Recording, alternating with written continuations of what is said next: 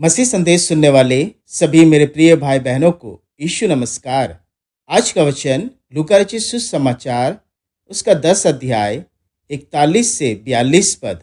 Martha, हे Martha, तू बहुत बातों के लिए चिंता करती है और घबराती है, परंतु एक बात अवश्य है और उस उत्तम भाग को मरियम ने चुन लिया जो उससे छीना ना जाएगा। मेरे प्रियो, आज के वचन में प्रभु यीशु मार्था को इस वचन से डांटते हैं, क्योंकि मार्था का मन बहुत बातों की चिंता करती और घबराती थी। उसका मन स्थिर नहीं था। मार्था एक मन के साथ नहीं रह पा रही थी। मेरे प्रियो, आत्मिक जीवन के लिए यह बहुत आवश्यक है कि हमारा मन आत्मिक बातों में लगा रहे। जब हमारा मन एक लक्ष्य की ओर ना लगा हो और मन के साथ साथ जीवन और परिवार प्रभु यीशु की ओर पूरी रीति से लगा ना हो, तो हमारा मन भटकता रहता है। इस अंतिम समय में मन का स्थिर होना आवश्यक है। अपने लक्ष्य के प्रति जागरूक रहना आवश्यक है। पहला कुरिन्थियों की पत्री 16 अध्याय 13 पद में लिखा है, सावधान रहो, विश्वास में स्थिर रहो, साहसी बनो। आज के वचन में प्रभु यीशु मार्था से मरियम के विषय कहते हैं कि मरियम एक ही बात में टिकी रही, उस उत्तम भाग के लिए जिसको उसने चुन लिया है। उस उत्तम भाग के लिए जिसको उसने चुन लिया, विश्वास के साथ पकड़ कर रखा है और इसके सिवा उसका मन कहीं और नहीं भटकता है। मेरे प्रियो, यही लक्ष्य और मन की स्थिरता आज हमें चाहिए कि इसे हम थामे रहे। और वचन में प्रभु कहते हैं कि जब इसे हम विश्वास के साथ थामे रहेंगे, कोई इसे छीन नहीं पाएगा।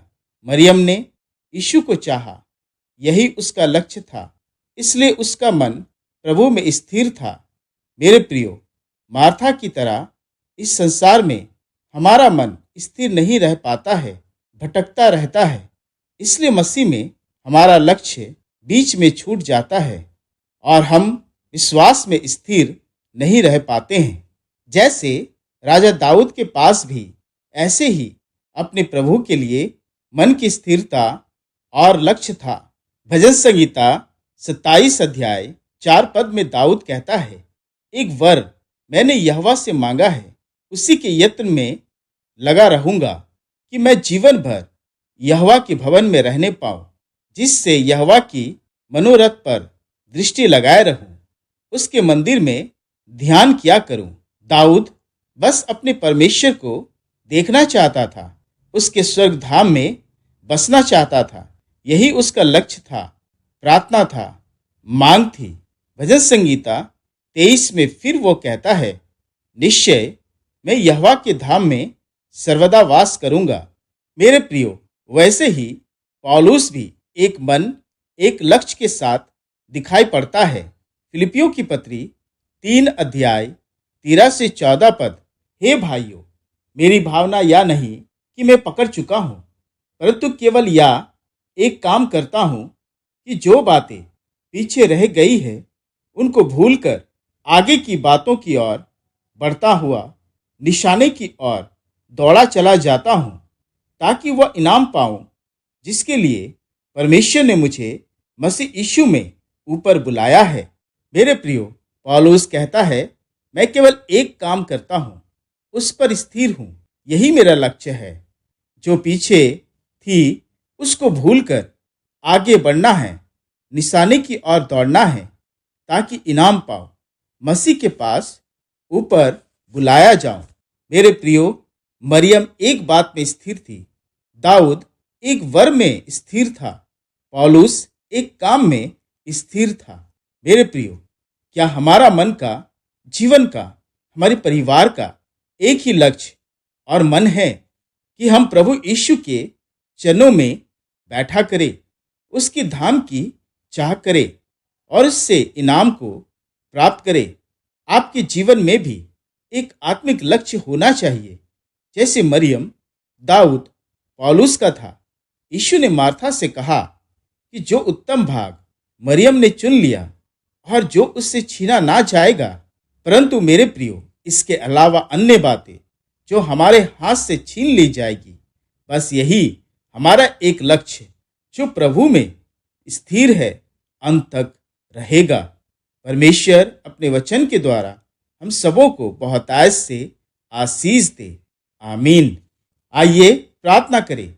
हे पिता, तेरा धन्यवाद करते हैं आज के दिन के लिए, आज के सुंदर भोर के लिए, आशीष में इस जीवन के लिए धन्यवाद देते हैं, अच्छा श्वास देने के लिए।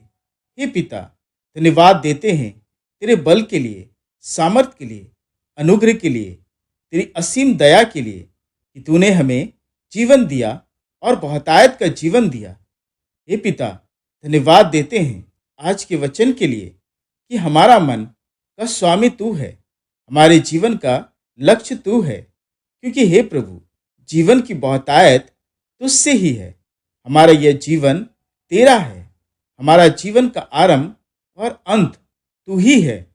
हे पिता, हमें इस धरती पर रहते हुए एक आत्मिक मन, एक आत्मिक लक्ष्य से जीने की अगुवाई दे कि मरियम की तरह प्रभु के उत्तम भाग को चुन ले और कोई उसे छीन नहीं सकता, क्योंकि तू हमारे साथ है। हे प्रभु, हमारे मनों को प्रभु के लक्ष्य से भटकने ना दे। मार्था की तरह हम बहुत बातों में मन ना लगाए, बल्कि हमारा जीवन तुझ पर विश्वास के साथ अंत तक स्थिर रहे। हे पिता, हम पर दया कर और इस प्रार्थना को अपने प्रिय पुत्र हमारे प्रभु यीशु मसीह के नाम से सुन और ग्रहण कर। आमीन।